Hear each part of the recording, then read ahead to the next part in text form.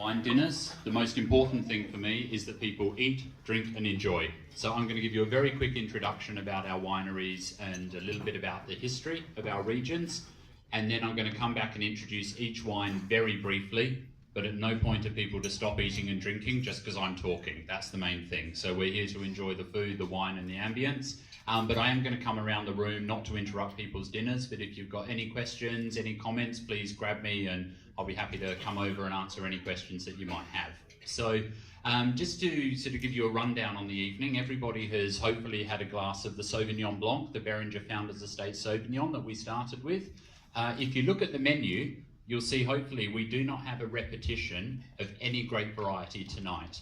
So one of the key things I'd like people to take away from tonight is that actually the diversity of California, for a place that's very well known for its Chardonnay and its Cabernet Sauvignon, we are going to try one each of those, but then we're also going to try a Petit Syrah. We've had a Sauvignon Blanc, we're going to try Merlot, and we're actually going to finish off with a semi-sweet Moscato as the dessert. So hopefully you'll see throughout the night that each of the wines have got their own unique characteristics, and they've got their own qualities, of course, to match with the very diverse menu that we've got for the evening. So just to briefly introduce the 4 wineries that we're going to be trying this evening, we have got Beringer, Beaulieu Vineyards, Sterling and Stag's Leap.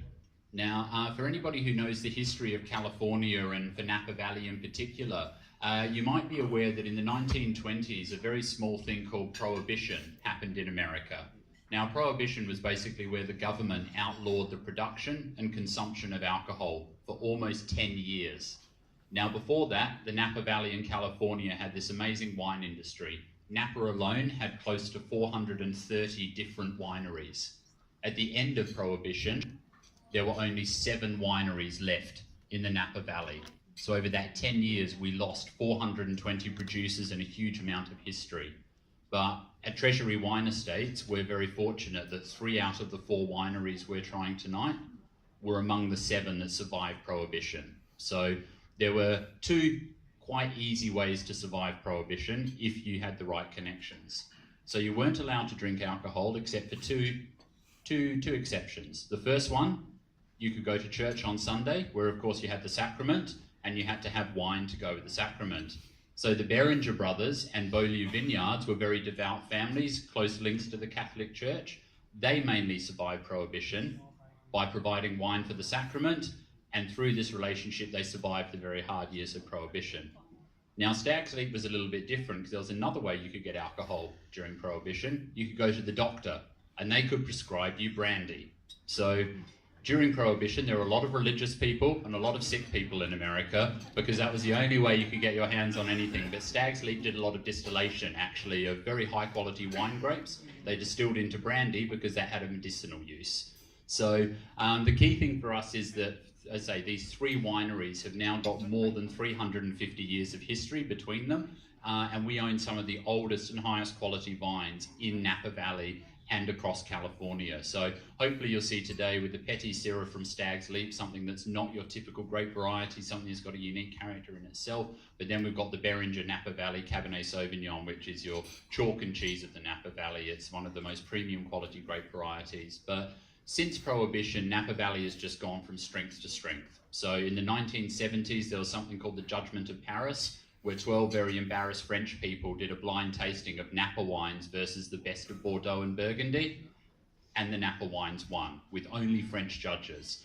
That was 1976, and Napa exploded onto the global stage after that.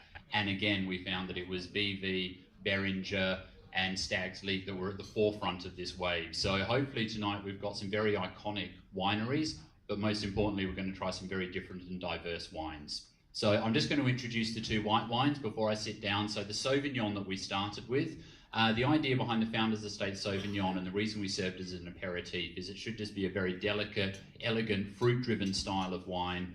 We don't use any oak whatsoever.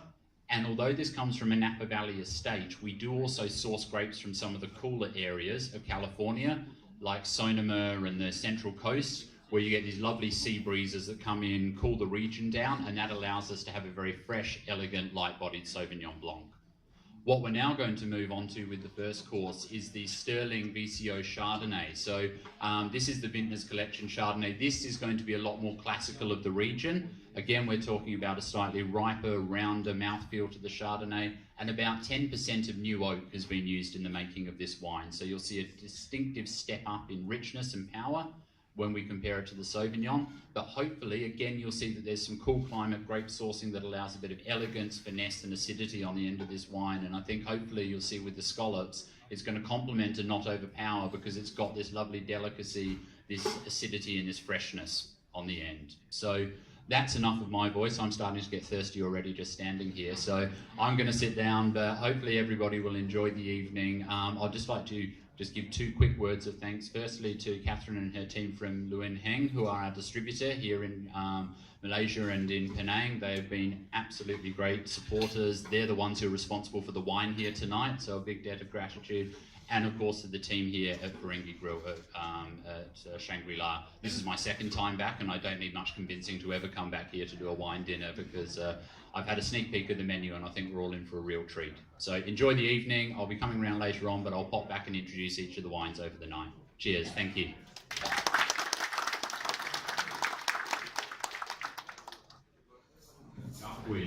So BV is one of these very historical wineries that we have that survived Prohibition. We've got more than 100 years of winemaking history, but they are very much a classic style of Napa producer. They focus on Merlot, Cabernet Sauvignon, and Chardonnay.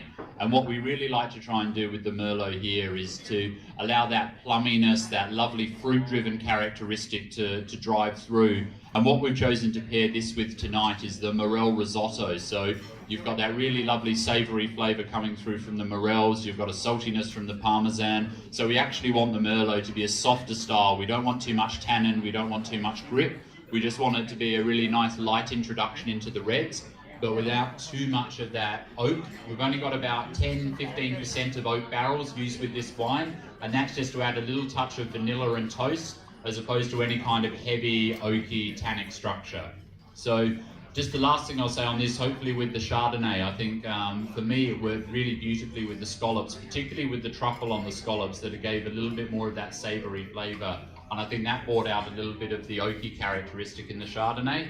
And then the moment I had a bit of the green chilli, which was quite hot, I think the ripeness and that almost sweet edge to the Chardonnay really softened it out in the palate. So it was good. I generally tell everybody I like spicy food, but every time I come here I come undone a tiny bit. But I'm glad I had a little bit of that refreshing fruit-driven Chardonnay to soften out the green chilli. So I'll leave you to enjoy the Merlot and the next dish, the risotto, but I'm going to start doing a little lap of the room in a bit. So I'll talk to you all soon. Cheers.